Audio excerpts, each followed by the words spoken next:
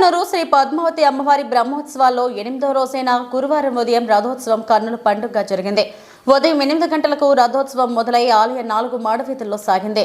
భక్తులు పెద్ద సంఖ్యలో రథాన్ని లాగారు. సర్వాలంకార శోభితమైన రథంలో ప్రకాశించే అలిమేలు మంగ సకల దేవతా పరివారంతో వైభవోపేతంగా తిరుమల వీధులలో విహరించే వేళల్లో ఆ తల్లిని సేవించిన భక్తుల కోరికలు సిద్ధిస్తాయనే విశ్వాసం. రథోత్సవం ఉత్సవం మాత్రమే కాదు, హృదయ క్షేత్రాలలో తాత్విక బీజాలు విత్తే ఒక యజ్ఞం. సింగారించిన పాలకడలి గారాల పట్టిని దర్శించిన వారికి జన్మాది దుఃఖాలు నశించి మోక్షం లభిస్తుంది. రథోత్సవం అనంతరం మధ్యాహ్నం 12 గంటల నుండి రథమండపంలో అమ్మవారికి శాస్త్రోక్తంగా స్నాపన తిరుమంజనం నిర్వహించనున్నారు. ఇందులో పసుపు, చందనం, పాలు, పెరుగు, తేనె, పన్నీరు, వివిధ రకాల ఫలాలతో అభిషేకం చేస్తారు. అనంతరం అమ్మవారికి విశేషంగా అలంకారం చేస్తారు. రాత్రి 7 నుండి 9 గంటల వరకు అశ్వవాహనంపై అమ్మవారు దర్శనం ఇవ్వనున్నారు. ఈ రథోత్సవంలో Tirumala Shri Shri Shri Peddajeeyar Swami, Shri Shri Shri Chinnajeeyar Swami, EO J Shyamala Rao, JEO Veerabrahmam, ఎఫ్ఐఎన్ సిఏఓ బాలాజీ, సిఈ సత్యనారాయణ, ఆలయ డిప్యూటీ ఈవో గోవిందరాజన్ తదితరులు పాల్గొన్నారు.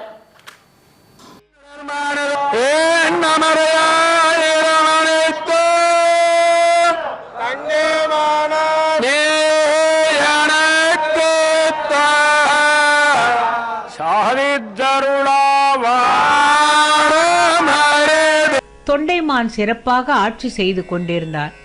அவரது ஆட்சியில் மக்கள் மகிழ்ச்சியாக வாழ்ந்து கொண்டிருந்தனர். அவன் அன்றாடம் வெங்கடேச பெருமானை இந்தணனின் மனைவி தங்கியிருந்த மாளிகையில் உணவுப் பொருட்கள் தீர்ந்தன. அவர்களால் வெளியேயும் வர முடியவில்லை. கூர்மனின் மனைவிக்கு குழந்தையும் பிறந்தது. பசி தாங்க முடியாமல் சில தினங்களிலேயே கூர்மனின் மனைவியும் மகனும் படல்களை இங்கு கொண்டு வா என்று உத்தரவிட்டான். மன்னனும் அவ்வாறே செய்தான். சீனிவாசனும் சிறிது நீரை எடுத்து கூர்மனின் மனைவி குழந்தைகள் மீது. இன்றைய நாள் காலை வேளையில் ரதோற்சவம். ரதத்தை ஒரு சிலவற்றில் 4 இருக்கும். 6 இருப்பது எதிர் மன வீழ்ச்சி. அயோத்தியிலிருந்து வனத்திற்கு ராமசீத லக்ஷ்மணர்களை அழைத்துச் சென்று விட்டவன். 3வது ஒரு பெண். அந்த பெண்தான் துவாபர யுகத்திலே யாருக்குமே இருந்ததில்லை. அப்படி என்ன அந்த ரதம் என்ற கேள்வி எழலாம். அர்ஜுனனின் ரதம் விசாலமானது என்பவன் ஒரு தேரோட்டி, அவனுடைய மனைவி ரதிதேவி. அந்த அதிரதன் எனும் தேரோட்டி அஸ்தினாபுரத்து தேர்ப்பாகனுக்கும் தாயாரல்ல, சாட்சாத் அனுபவமாக தன்னுடைய இந்த வாழ்க்கை இருக்கிறதே, அது ஒரு தேர்ப்பயணம் என்பதுடன் ஒப்பிட்டு பார்க்க வேண்டும். யமதர்மன் இந்த உடம்பு இருக்கிறது, இந்த உடம்பில் இருவர் இருப்பதாக சொல்லப்படுகிறது.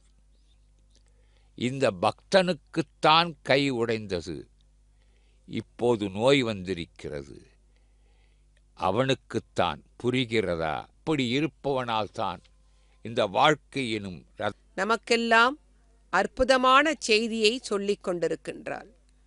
அருளாக இருந்து இந்த வாழ்க்கை பயணத்தை இந்த மாயை நிறைந்த சுகபோக சௌக்கியங்களிலே இருந்து கொண்டு அனுபவிக்கின்றோம்.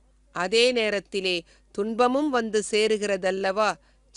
அப்படிப்பட்ட சிற்றின்பத்தினாலே நாம் தாயார் பத்மாவதி தாயாரினுடைய அந்த திருமேனி வைபவத்தை தேரிலே பவனி வந்து கொண்டிருக்கின்றாள் இந்த பிராட்டி. தேவாசனம் என்று சேவிக்கப்படுகிறது. இந்த தேவாசனத்திலேதான் ஈஸ்வர தத்துவம் ஒளிந்து கொண்டிருக்கின்றது. தேவ ஆசனத்திலே, அதாவது தேரினுடைய மத்திய பாகத்திலே ஊஞ்சலிலே அமர்ந்து கொண்டிருக்கின்ற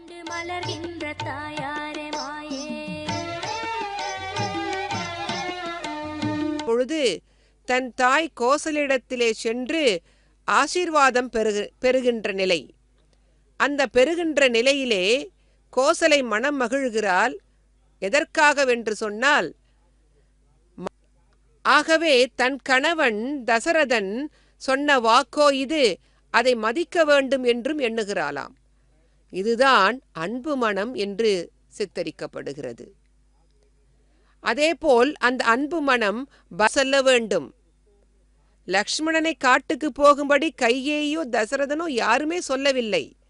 ஆனால் சுமித்திரை சொல்லுகிறாள், ராமன் போகிறான், நீயும் அவனோடவே இருக்க வேண்டும், நீயும் காட்டுக்கு போ.